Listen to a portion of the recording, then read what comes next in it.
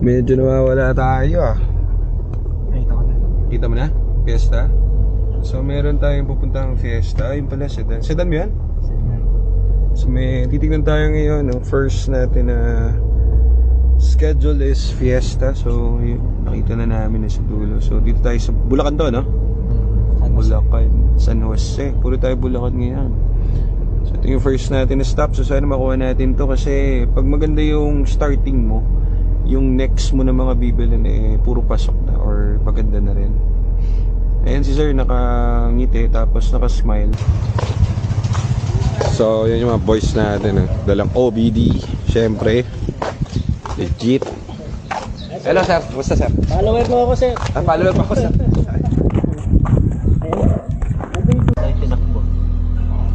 Syempre papakita natin yung mileage. So legit din si sir. Ito may mileage. Ayos. Aircon. So kung makakita niya. Ayan yung mga first owner. Syempre. So ito abangan nyo. Ito si sir Anis. Ito si sir na nanonood sa atin to. So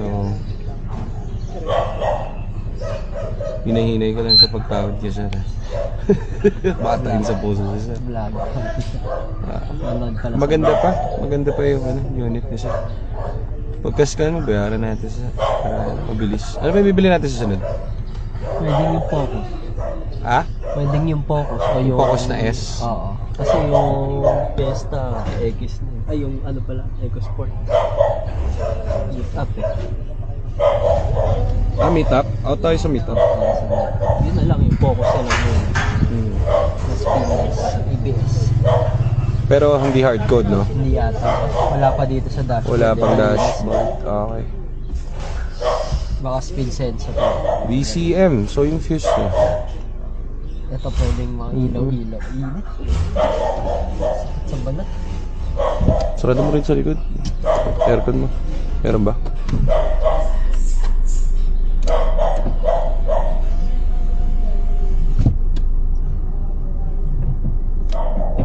Okay naman yung PCM. PCM ang sinasabi ni sir. BCM lang, body control. Oo, kala ko PCM Baka ilaw lang to eh. Fuse lang yun eh. Light bulb yun. Fuse. Left low beam lang. Yung ang BCM yung left low beam.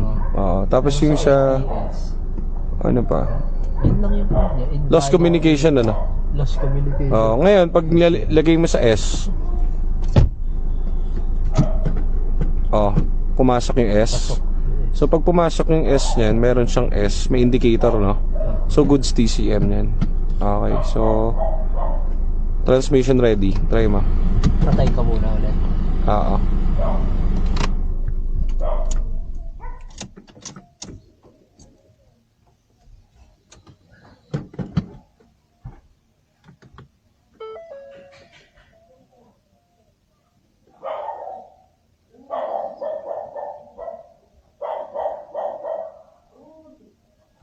Okay na to. Bili na natin to. Ganda to. Tsaka first owner sila sir dito eh. Oo. Maayos sila gumamit ng sasakyan, no? Pati mga gilid-gilid talagang maayos. All goods. Yung guys, so ngayon dito tayo sa Bulacan. So na-deal na natin kay sir. Ito si sir, yung kanyang Ford Fiesta na sedan 2014. Ito, sobrang smooth ng transaction na nangyari. Para ka lang bumili ng candy sa tindahan.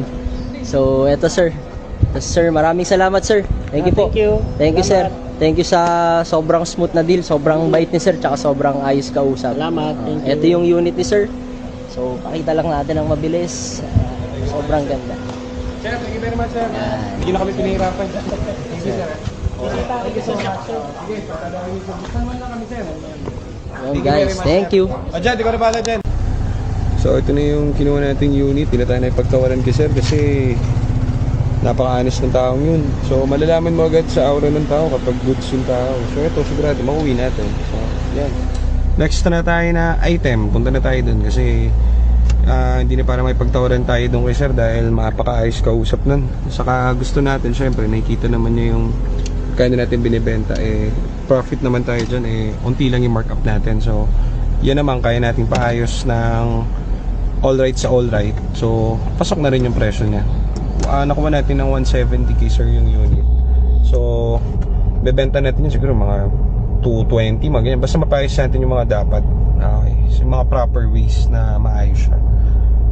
So yun lang, thank you sir sa ulitin. So pauwi na tayo ngayon. Dito tayo sa saan ba to? Parting Bulacan to. So shoutout sa mga tiga Bulacan. Mga tiga Bulacan mababango sa magaganda. So dito tayo sa may parting Bulacan papuntang North Caloocan. Pabalik na tayo ng garahe. Kaso lang, di nasabi ni sir itong problem. Ano pala to? Nawawala-wala yung drive. So nagmamadali kasi kami kanina, so hindi na mention it. Problem yung laptop natin, naiwan ko. OBD lang mayroon tayo. So gagawin sana natin to on the spot. Kasi ang problem nito is NVRAM. So ibig sabihin, the term RAM, yung RAM ng computer ng transmission is fluctuating. So nare-repair natin to through IDS and some programming sheets. So ganun. Programming parameters, easy work. Kaso andun si Nico, dalawa sila ni Jad, para nagmamanman sila dun sa OBD. Then kapag natapos natin to, na-repair natin to, almost good na ulit to, babalik na ulit sa dati. So yan yung isang mga nagiging problem ni Ford. TCM, so tayo nare-repair natin yung TCM niyan. So tayo lang natin nagre-repair niyan.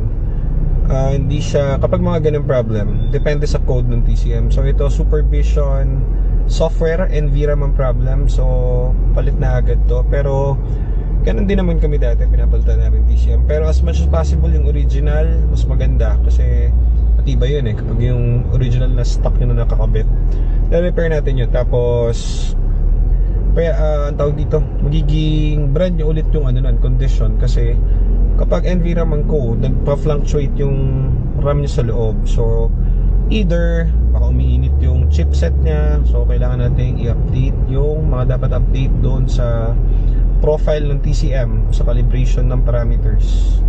So yan lang muna, at kami ay dahan-dahan lang ngayon para hindi na kami magpa-towing. Kasi pag inabutan kayo ng towing sa NLEX, mas mahal and delikado.